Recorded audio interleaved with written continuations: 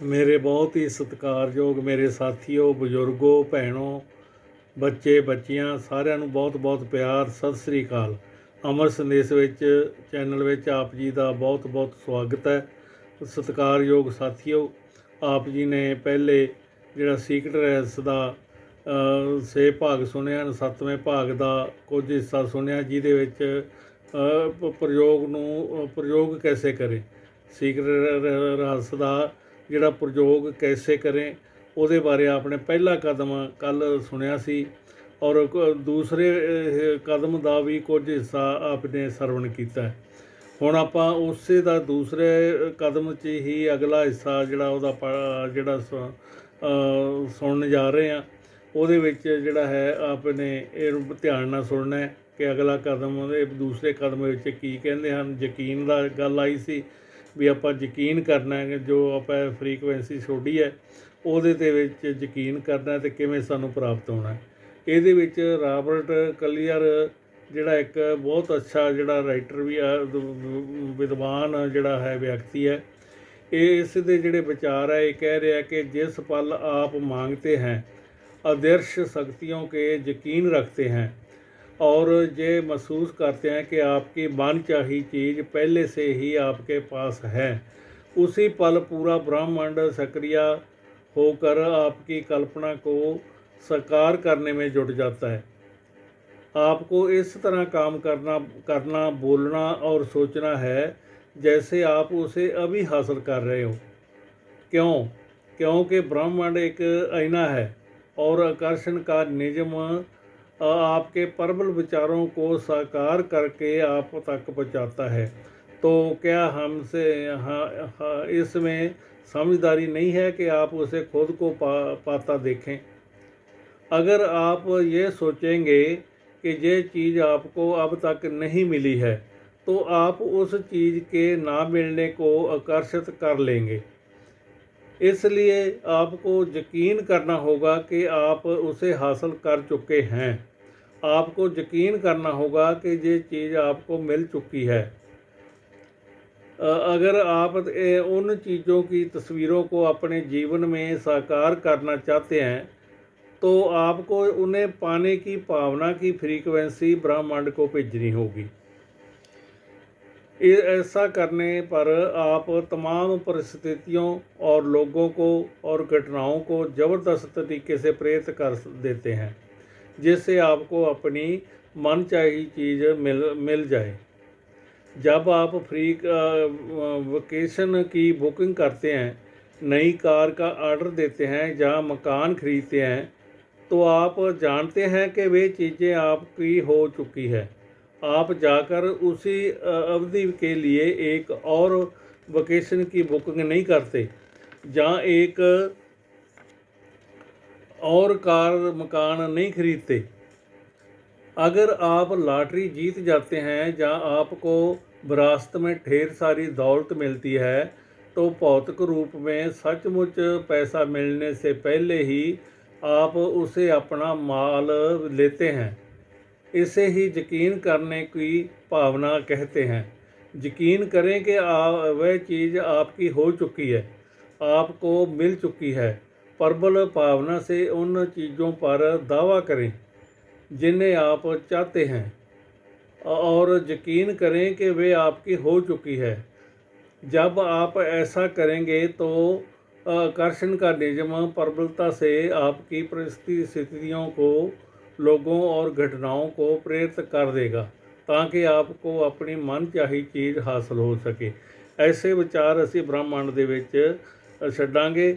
ਜੇ ਨੈਗੇਟਿਵ ਛੱਡਾਂਗੇ ਤਾਂ ਨੈਗੇਟਿਵ ਸਾਡੇ ਵੱਲ ਆਏਗਾ। ਸਾਨੂੰ ਯਕੀਨ ਕਰਨਾ ਹੋਏਗਾ ਕਿ ਜੋ ਮੈਂ ਬੋਲਿਆ ਉਹ ਅਵੱਸ਼ਾ ਹੀ ਪੂਰਾ ਹੋਵੇਗਾ। ਉਸ ਨੂੰ ਪੂਰਾ ਕਰਨ ਲਈ ਉਸ 'ਤੇ ਯਕੀਨ ਕਰਨਾ ਬਹੁਤ ਹੀ ਜ਼ਰੂਰੀ है। आप यकीन करने के बिंदु तक किस तरह पहुंच सकते हैं? यकीन करने का नाटक करें, बच्चों की तरह नाटक करें। इस तरह नाटक करें जैसे ये चीज़ पहले से ही आपके पास हो। जब आप लगातार नाटक करते रहेंगे तो धीरे धीरे आप इस बात पर यकीन करने लगेंगे कि ये चीज़ आपको मिल चुकी है। जिन सिर्फ आपके मांगते समय ही प्रबल विचारों पर प्रक्रिया नहीं करता। जिनको डर हर समय आपकी प्रबल विचारों पर प्रक्रिया करता है। इसलिए मांगने के बाद भी आपको यकीन रखने की ज़रूरत होती है। आस्था करें कि आपको ये चीज़ मिल चुकी है। इस बारे में आपका अटल विश्वास आपकी अडिग आस्था है, आपकी सबसे बड़ी शक्ति है। जब आप यकीन करते हैं तो वह चीज़ आपको मिल रही है, तो जादू देखने के लिए तैयार हो जाएं। ये आपको मिलनी है जब आप जी ने जो बोल देता है। आप जो चाहें पा सकते हैं, बशर्ते कि आप उसे अपने विचारों के सांचे में ढालने का तरीका जानते हो। ऐसा कोई सपना नहीं है जो साकार ना हो सके, बशर्ते कि आप अपने माध्यम से काम कर रही रचनात्मक शक्ति का प्रयोग करना सीख लें। तो तरीके एक व्यक्ति के लिए काम करते हैं, वे सब के लिए काम करेंगे। आपके पास जो है उसके प्रयोग में ही शक्ति की कुंजी है। इस तरह आप अपने पाने के द्वार को ज़्यादा खोल लेते हैं ताकि आपके माध्यम से ज़्यादा रचनात्मक शक्ति प्रवाहित हो सके। ਹੁਣ ਸੋਚਣਾ ਹੈ ਕਿ ਅਸੀਂ ਕਿਸ ਤਰ੍ਹਾਂ ਦੀ ਫਰੀਕੁਐਂਸੀ ਇਹਦੇ ਵਿੱਚ ਛੱਡ ਰਹੇ ਹਾਂ, ਆਪਣੀ ਸੋਚ ਕਿਸ ਤਰ੍ਹਾਂ ਦੀ ਛੱਡ ਰਹੇ ਹਾਂ ਅਤੇ ਜਾ ਕੇ ਸਾਨੂੰ ਇਸ ਤਰ੍ਹਾਂ ਇਹ ਪ੍ਰਾਪਤ ਹੋਵੇ। ਐਸੇ ਅਸੀਂ ਡਾਕਟਰ ਜੋ ਬਟਾਲ ਵੀ ਆਪਣਾ ਜਿਹੜਾ ਵਿਚਾਰ ਦਿੰਦਾ ਹੈ कि ब्रह्मांड आपकी मन चाही आप तक पहुँचाने के लिए खुद को दोबारा व्यस्त करने लगेगा। जैंक कनफील्ड कहता है कि हमसे ज़्यादातर लोगों ने अभी खुद को वह चाहने की अनुमति ही नहीं दी है जो हम सचमुच चाहते हैं, क्योंकि हम ये नहीं समझ पाते कि यह चीज़ कैसे प्रकट होगी। ਬਾਬ ਪ੍ਰਗਟਰ ਕਹਿੰਦਾ ਕਿ ਉਹਦੇ ਵਿਚਾਰ ਹੈ कि अगर आप इस थोड़ा शोध करें जो आपके सामने ये स्पष्ट हो जाएगा कि जिस भी इंसान ने आज तक जो भी चीज़ हासिल की है उसे ये मालूम ही नहीं था कि ये इसे कैसे हासिल करने वाला है। वह तो ये बस इतना जानता था कि वह इसे हासिल करने वाला है। इस करके ऐसे विचारों ਨੂੰ ਅਸੀਂ ਪ੍ਰਬਲ ਹੋ ਕੇ ਜਿਹੜਾ ਹੈ ਉਸ 'ਤੇ ਜਿਹੜਾ ਵਿਚਾਰ ਕਰਨਾ है और ऐसे विचार छड्डने हैं। डॉक्टर जो बटाल भी अपने विचार दिंदा है कि आपको यह जानने की ज़रूरत नहीं है कि ये कैसे होगा।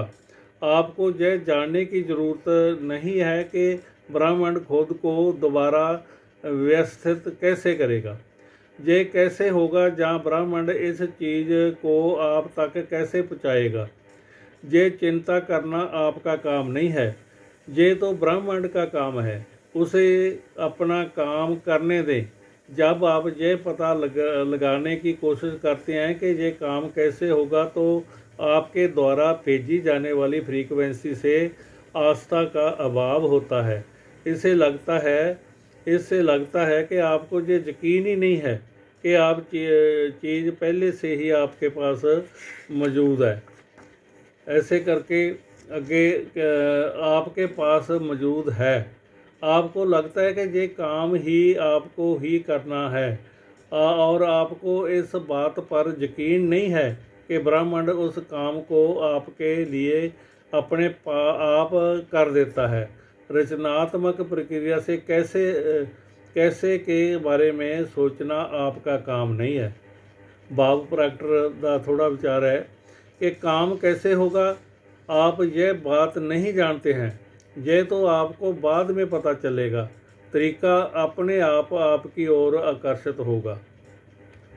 लीसा निकोलस का थोड़ा जा विचार है कि जब हमें मांगी हुई चीज़ें नज़र नहीं आती हैं तो ज़्यादातर मामलों में हम कुंठित हो जाते हैं, हम निराश हो जाते हैं, हम शंका करने लगते हैं। शंका से निराशा की भावना आती है, इसलिए शंका को विश्वास में बदल लें। शंका की भावना को पहचानें और उसकी जगह पर अटल आस्था की भावना रख दें। मैं जानता हूँ कि ये चीज़ मेरी ओर आ रही है और रस्ते में है। ऐसे विचार, ऐसी सोच ਅਸੀਂ ਲੈ ਕੇ ਚੱਲਣੀ ਹੈ। ਬ੍ਰਹਮੰਡ ਸਭ ਦੇ ਲਈ, ਇਹ ਬ੍ਰਹਮੰਡ ਦੇ ਵਿੱਚ ਹਰ ਇੱਕ ਦੀਆਂ ਲੋੜਾਂ ਪੂਰੀਆਂ ਕਰਨ ਵਾਸਤੇ ਬਹੁਤ, ਭਾਵੇਂ ਕਿਤਨੀ ਵੀ ਗਿਣਤੀ ਹੋਵੇ, ਸਭ ਦੇ ਲਈ ਸਭ ਕੁਝ ਪਹਿਲੇ ਹੀ ਵਿਵਸਥਾ ਕੀਤੀ ਹੋਈ ਹੈ। ਲੇਕਿਨ ਅਸੀਂ ਮੰਗਣ ਲੱਗਿਆ, ਸਾਨੂੰ ਮੰਗਣਾ ਵੀ ਨਹੀਂ ਆਉਂਦਾ, ਸਾਨੂੰ ਯਕੀਨ ਕਰਨਾ ਨਹੀਂ ਆਉਂਦਾ। ਅਸੀਂ ਉਹ ਯਕੀਨ ਕਰਕੇ ਦੇਖੀਏ ਤਾਂ ਫਿਰ ਇਹ ਪ੍ਰਾਪਤ ਹੋ ਗਿਆ। ਸਾਡੀ ਸੋਚ ਬਦਲੇਗੀ ਤਾਂ ਹੀ ਇਹ ਆਏਗਾ। ਅਤੇ ਆਪਾਂ ਜਦੋਂ ਸਾਡੀ ਸੋਚ ਹੀ ਨਹੀਂ ਉੱਥੋਂ ਤੱਕ ਪਹੁੰਚਦੀ ਤਾਂ ਫਿਰ ਸਾਡੇ ਪਾਸ ਕਿਸ ਤਰ੍ਹਾਂ ਆਏਗਾ।